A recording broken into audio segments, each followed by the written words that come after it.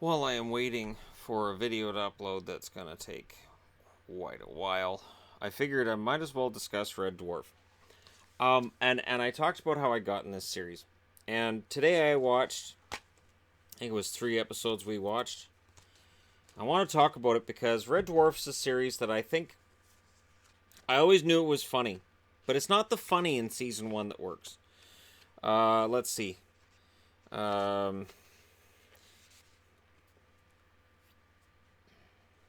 let's see. Making few. Oh yeah, these are all the making ofs.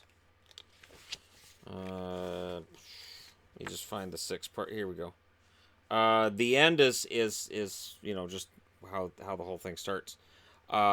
Named that way on purpose. Future Echoes, which is the second episode, which is where they're traveling faster than the speed of light, and they start seeing things happen on the ship from the future.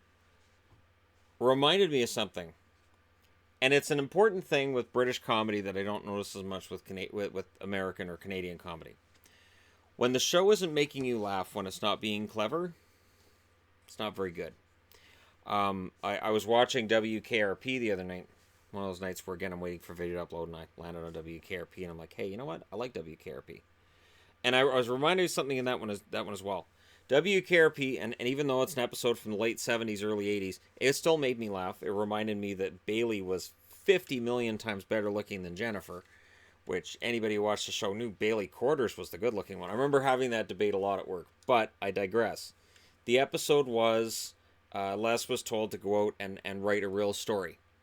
So Bailey hears, that there's this challenge to find a real story. So she goes out and writes a fantastic one. And then Les reads it on the air. And Bailey says, that's a lie. That story I wrote was a lie. That never happened.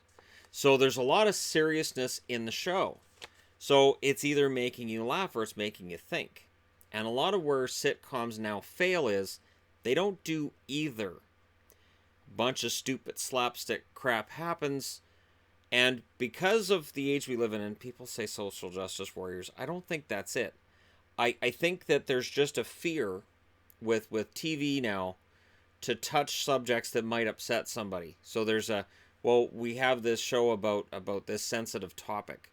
It's a comedy show, but this woman gets physically assaulted by somebody she's on a date with, and I'm thinking of Natalie in Facts of Life, an episode that took a lot of criticism at the time, but it took guts, and it was courageous in the way it was written. And then somewhere around Full House, we saw everything change, and I've hated Full House for a long time, and it all became crap. Red Dwarf, there are episodes on this that barely make me laugh, but they're really interesting. The biggest laughs, usually from Holly. Holly is usually really funny. And what I didn't know until I got this was that the actor that plays Holly originally read for Rimmer. And when they didn't give him Rimmer, he went for Holly as being the character, which is perfect. Rimmer is so smarmy, and unlikable. And I know he stays that way. And again, if it was a comedy series on this side of the pond, they would make him likable at some point. They'd give him some soft spot. Something you look at and you go, aw, he's not really a smeghead. Look how nice he is. Nah, not really. In the episode, Balance of Power, when he pretends he's Kachansky, that's downright creepy. And it makes you just feel really uncomfortable with Rimmer in that moment, that he's willing to flirt with Lister just so that Lister won't turn him off as a hologram. It's really, really sleazy. And again, it's something I don't think you'd see very much in comedies now. I don't think they would take that chance. And I'm going to go back to the most popular comedy on TV right now, which is Big Bang Theory, which, even though its ratings have slipped, it's still one of the top shows on TV for ratings. But when was the last time they took a chance? Or here's another question. When have they ever taken one? What huge chance have they taken? I mentioned before that, all of these characters who started out as weird and wacky, now they're all just basically regular people with regular lives and regular jobs, and who just happen to live in houses that they couldn't possibly afford for the most part. Although I'm suspicious Bernadette may have some kind of illegal business on the side. But this show is bleak.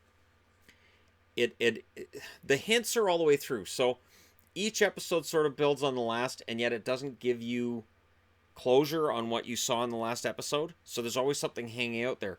And I know from watching all of these when I was much younger, and I've forgotten a lot of this because it's been decades since I watched it. Right? I remember that they'd have these callbacks to things from season 1 and season 2, and it's clever writing, and it's clever writing like that that means that even if you're producing a show that isn't particularly funny, even if you look at a comedy show and say, well, that wasn't really that funny, it's okay because it's clever, it's interesting, people are going to want to watch it, and there's not enough of that now. So it's got me really, really excited about making, or about watching all the rest of the episodes, and Kachansky become a different actress. It's really weird how they use a different actress, because the actress that plays Kachansky in the series 1, she doesn't look anything like the actress that plays Kachansky when she comes in and joins the series in series 7, and yet it's fine. You somebody who watches it, you watch and go, yeah, that's fine, because it's Red Dwarf, so you can kind of picture Red Dwarf existing in a Doctor Who universe where it's all wibbly wobbly, timey wimey. You guys who watch Doctor Who know what I'm talking about there. Red Dwarf can kind of do the same thing, and it's fun. And I know with the Doctor Who universe, part of what makes me enjoy it is that it acknowledges things from Hitchhiker's Guide to the Galaxy. The 10th Doctor mentioned Arthur Dent at one point, which made me all giddy. And the number 42 has shown up on the show more than once, and that can't be a coincidence. And I could totally see Red Dwarf being a part of that series too, or that universe as well. The other thing I like with Red Dwarf, and it may be because they had a very limited budget, is that it doesn't bring in aliens. There's no big fights. It's just two guys arguing and doing it in such a way that you're entertained, you enjoy it, and you don't find yourself going, oh, when is this going to end? I want to watch something else. It is fantastically acted. And the other thing that's easy to forget is that there's no Crichton. It's just the two of them and Kat. And Kat very often doesn't play a role. Kat may show up for like 3 seconds of the episode, which is kind of how it works if he's a descendant of Lister's cat and he just shows up for cereal, which seems to be all he eats on the show, and fish. I thought, and I remembered too, the one scene that I totally remembered completely. Now, I remembered the episodes in general. I remembered Rimmer freaking out and I am a fish, I am a fish, I am a fish. For his exam, which he didn't do the second time, but just, Lister bugging him about that. Just picturing somebody at an exam, just I'm a fish, and then Rimmer just takes his hand and rubs it in ink and then just stamps it on the paper. That's his test, and then he passes out. But I remembered Kat standing there in front of the replicator, the food replicator, going, fish. Gets his plate, fish. Another plate, fish. And he does it like 6 times. And then he's sick after. He's like, oh, I'm so sick. Yeah. You had 6 plates of fish, dude, and it's halibut. Yeah, you're going to be sick after all that fish. It's just fantastic. And there's all kinds of extras on here, too, and the smeg ups. And it reminds me why I started referring to people as smegheads. Because, again, it's not a term that actually exists. You can throw it at people. It sounds like it's probably a swear word. But it doesn't exist. So it's wonderful. It's fantastic. The only thing that's similar, that's almost as much fun, is swearing at people in another language. They know you said something. They don't know what you said. You can't really get written up for it at work or pulled into an office. It's just you say something. And they go, what did you say? Nothing. Yeah, I may have done that once or twice. But and the other nice thing with British series where they've kind of got it is the 6 episodes. And at least with Netflix and Showcase and HBO, we now have series that are limited. Not every series has to be 22, 25 episodes. You can have a fantastic series that's 6 episodes and not have any filler. And there's no filler with Red Dwarf. Every episode builds on the last, and there's a lot of fun stuff in there. And sometimes the best joke in the episode is Holly at the start doing the intro. So the intro is the same for every episode, but then Holly will have a line at the end of the intro, which is different. So yeah, I again, if you haven't seen the show before, I couldn't recommend it enough. It's on sale on Amazon right now. I've also, for an update from what I've told people from when I got the 2 series, I have ordered series 10, 11, and 12 because I know now I have to watch them. So I'll pay for them, I'll buy them, and I'll go with it, and I'll watch 10, 11, and 12. I won't watch Back to Earth because I know that'll be awful. Almost any science fiction series, when they go to present day Earth, which is of course Earth of the past or Earth of the future or whatever it is, when they go to a present day Earth episode, it just feels like crap. It just looks like crap. The idea of an entire series of Red Dwarf being set on Earth, that is just abysmal, awful, just no. The thing I loved with this show was that they kept it to a very small cast. It felt kind of claustrophobic, and it was different.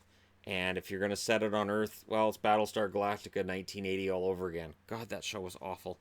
I still have nightmares about Battlestar Galactica 1980. I could probably do a top 10 list of most disappointing series I ever watched. Aftermath would be in there. Yeah, I watched Aftermath. Why wouldn't I? I was like, oh, that'll be fun. That shows what happened to them after the war. Nah, it wasn't fun. It was just stupid. And it was just boring. And you suddenly realize that things are boring because it's not funny and not much is happening. So, as I said at the beginning, that's not the case with this. Even episodes that don't make me laugh are interesting. That shows good writing. And I really wish there were more shows today that could do that. Where it's not just funny, slapstick, ha ha ha. Look, his foot fell in the toilet. You know, look, his tie's too tight. Look, his shirt doesn't match his pants. Just crap like that. And it's like, it's just sight gags and just, you know, your mother's so fat jokes. And you know, or, well, we're not going to make fun of skin color because we can't, so we'll make fun of them because we're Jewish. But it's okay because it's somebody who's Jewish on the show making the joke. Oh, it's lazy. And I don't see any lazy writing with Red Dwarf. It is very clever, very fun, and genuinely kind of hilarious. But hey, there's a lot of Easter eggs in season 1 that get fleshed out in the other seasons. I still remember the Vindaloo creature that's trying to kill Lister in the one episode. And again, the fact that they don't resort to a bunch of alien crap in this series. Again, it may be the limited budget, but it shows if you have smart writing, you can write really good sci-fi and not just have to have a bunch of stuff blowing up all the time. It's not about every frame being so dense. There's so much going on, your eye can't follow it. Rick McCallum. Okay, let me know your thoughts in the comments section below, because again, most of us agree that Series 5 and 6 is when the show was at its best. But even in Series 1, I'm really entertained. And I'm kind of pleasantly surprised. I had thought about skipping ahead of Season 1. I'm glad I didn't. So again, let me know your thoughts in the comment section below. Jeez, my video is still 65% uploaded. I could watch a few episodes of this with you guys. And I'm considering doing a Red Dwarf marathon, PBS style, on this channel at some point. Let me know in the comment section below if you'd be interested in that. Basically, here's how it would work. We'd pick a season, and for people who have it on DVD or people who can stream it online, we would load it up and watch the episodes together. I understand that my live stream would probably be 30 seconds off of everybody else watching. I could try to make it as low latency as possible, but there's going to be some. But I think that would be kind of entertaining. Just let me know what you think. Don't forget to hit like and subscribe if you're browsing your way through, you just happened upon this video. And hey, great show. 1987 too. I really wish I had been in a show in 1987 so I could have shown people, hey look, I was young and I had hair. Alright, thanks for watching. I'll talk to you again soon.